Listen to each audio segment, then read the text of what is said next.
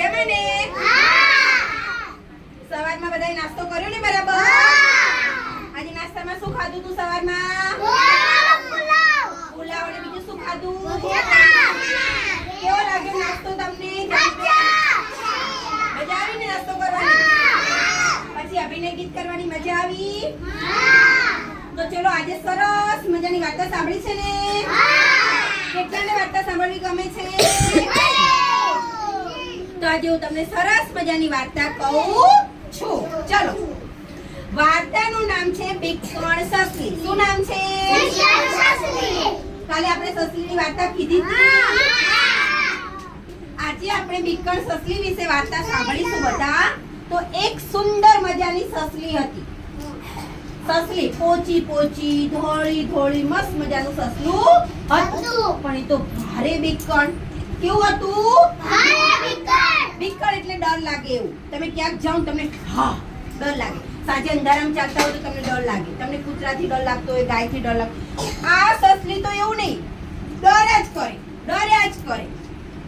એક દિવસ સસલું એક ઝાડ હતું, એને બખોલમાં રહેતું હતું. એટલે એ ઝાડ નીચે મસ્ત મજાનું રમતું હતું, કૂદકા મારી એસે રમતું હતું. ઉપરથી ઝાડનું પાંદડું કોની ઉપર પડ્યું? સસલી ઉપર. સસલી તો ડરી ગઈ. શું પડ્યું મારી ઉપર? એને પોતાને ખબર નથી પાંદડું પડ્યું. સસલી તો દોડી ગઈ, દોડવા લાગી. દોડી રસ્તામાં રીછભાઈ મળે. રીછભાઈ કે બોલો સસલી બેન, શું થયું? કેમ ડરો છો? કેમ ભાગો છો? શું થયું છે તમને? સસલી બેન કે ભાગો. તો રીછભાઈ કે શું થયું? તો સસલી બેન કે અટણાવ્યું પટણાવ્યું ઉપરથી આ પડ્યું કેડ મારી ભાગી ગઈ. ભાઈ ભાગો. રીછભાઈ તો કે ચલો તાર ભાગો, આ તો આ પડ્યું છે. હવે સસલી અને રીછ બે ભાગવા લાગ્યા.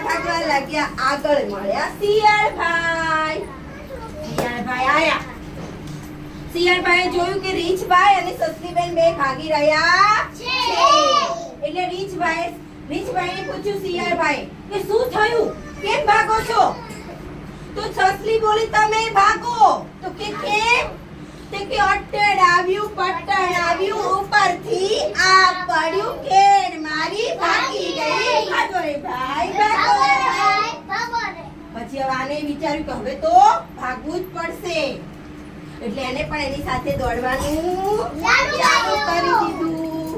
હવે થોડુંક આગળ ગયા એટલે ભાલું મળ્યું. એમ એક પછી એક જંગલના દરેક પ્રાણીઓ, જાનબેન શું છે? જંગલના દરેક પ્રાણીઓ સસલીને મળે. સસલીએ શું કીધું? અટણાવ્યું પટણાવ્યું ઉપરથી આ પડ્યું કેડ મારી ભાગી ગઈ. ભાગો રે ભાઈ ભાગો. આમ જંગલના બધા જ પ્રાણીઓને ભાગતા જોઈને એક વાંદરો હતો. વાંદરો બહુ ચાલાક હોય. એ વાંદરો જોઈ ગયો. એટલે વાંદરાએ જોયું કે બધા જ પ્રાણીઓ શું કરી રહ્યા છે? ભાગી રહ્યા છે. બંદરે ચાળા કરી અને સિંહભાઈ જોડે ગયા. સિંહભાઈને કીધું તમને ખબર છે સરદાર, જંગલમાં કંઈક થયું લાગે છે. બધા પ્રાણીઓ સસલી પાછળ ભાગી રહ્યા છે. સિંહ કે મને તો નથી ખબર. તો કે કંઈક તો થયું છે. તો સિંહે કીધું ચલો હું લઈ જાઉં. આપણે જઈએ સસલી જોડે. સસલી જોડે ગયા સિંહભાઈ. તો સિંહ જંગલના રાજા છે.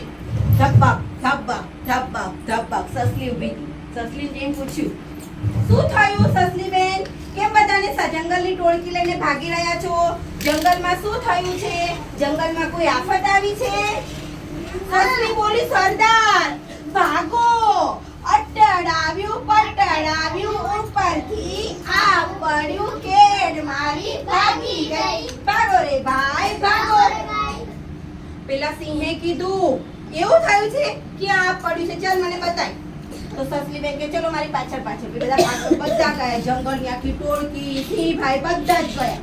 અને બધા જ ગયા અને સસલી ક્યાં લઈ ગઈ બધાને? ઝાડ પાસે.